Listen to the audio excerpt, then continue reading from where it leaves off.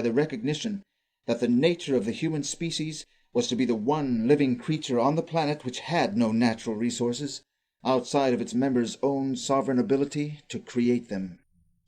All creation is a mine, and every man a miner. In the beginning, the mine was unopened, and the miner stood naked and knowledgeless upon it. Fishes, birds, beasts, and creeping things are not miners, but feeders and lodgers merely. Beavers build houses, but they build them in no wise differently, or better now, than they did 5,000 years ago. Man is not the only animal who labors, but he is the only one who improves his workmanship.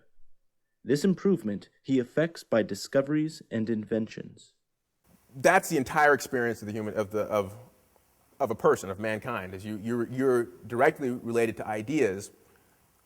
Because of that, you become the only interface for ideas to manifest themselves in physical reality. To make a discovery of principle, a discovery of something that exists that's true in the universe, and then to force the physical universe to respond to that invisible principle, to respond to that idea.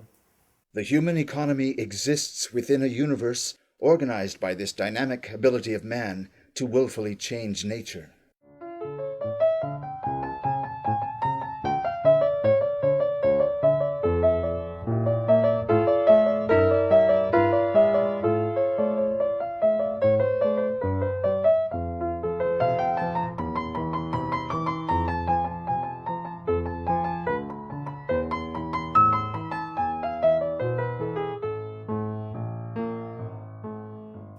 For the human species, you have to ask yourself, what's required for that spread, that texture, that growth of humanity into these areas? What's required? There are certain things you need as predicates. Do you need water? You need food? Yeah, some similar things to plant and animal life. But for the human species, you need the ability to creatively introduce those things yourself, such as, for instance, irrigation. The human species, if you want to introduce human life into a desert, we don't wait for water to appear in the desert. We irrigate the desert. The source of that is in the individual, lies in the individual human mind, as opposed to, a collective process or something. What it requires is that you have individuals in your society who have been educated up to the level where they're able to contribute something of their own. A discovery we make in nature usually involves something that's already happening. But we make a discovery of how that's happening. Okay? Now we turn that discovery we've made into a way of changing nature by our acting in use of that principle. So mankind is not like an animal. We have a power of the animals. This is what we call true creativity. The ability to discover universal principles and use these to change the universe. Only mankind can do that. Only the human individual mind can do that. No animal can do it. To create something entirely unique and new, something original in the entire course of what's been discovered so far in the course of humanity, that capacity exists in every single human individual. And the idea that every single individual has that potential is lovely and exciting to us.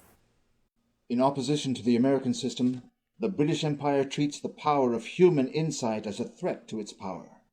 With empire there is no divine spark of human reason which profoundly transforms nature. With empire, man is only a different form of cattle.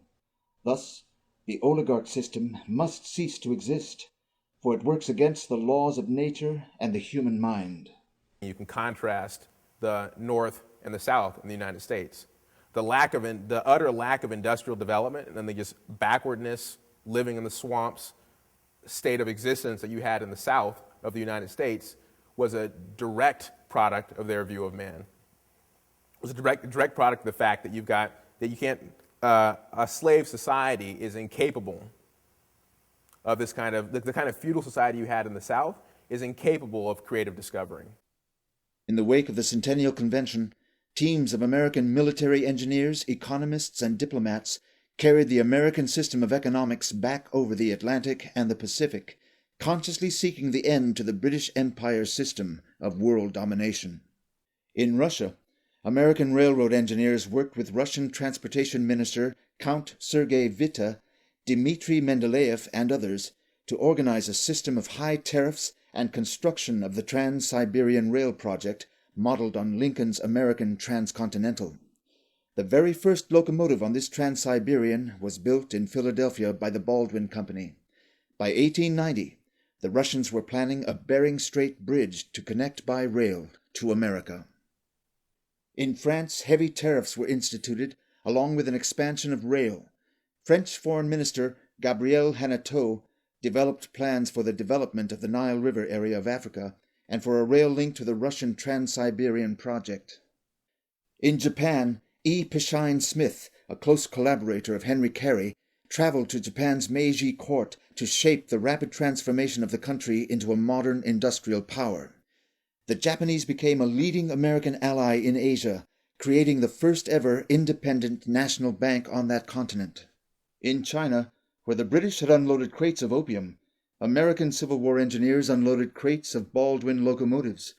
Carey ally Horton Barker worked with the Chinese emperor's circles for the creation of a joint Chinese-American bank to fund telegraph lines, rail, and industrial mining.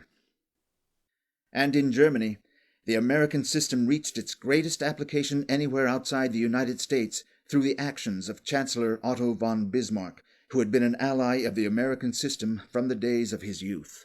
Bismarck himself had been a close friend of some of the American students who had been explicitly sent over by John Quincy Adams to study at Göttingen, at Jena, at Berlin, to basically study universal history as it was taught by Schiller and by the von Humboldts. 3 years after the American Centennial, Bismarck broke Germany's free trade system, implementing an American-inspired tariff policy for Germany. The kinship between Germany and the U.S. became so strong at this time that Republican congressman and Civil War veteran William McKinley quoted Bismarck's speech for a German tariff from the floor of the U.S. Congress.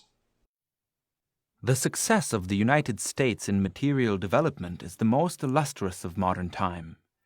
The American nation has not only successfully borne and suppressed the most gigantic and expensive war of all history, but immediately afterward disbanded its army, found employment for all its soldiers and marines, paid off most of its debt, given labor and homes to all the unemployed of Europe as fast as they could arrive within its territory, and still by a system of taxation so indirect as not to be perceived, much less felt.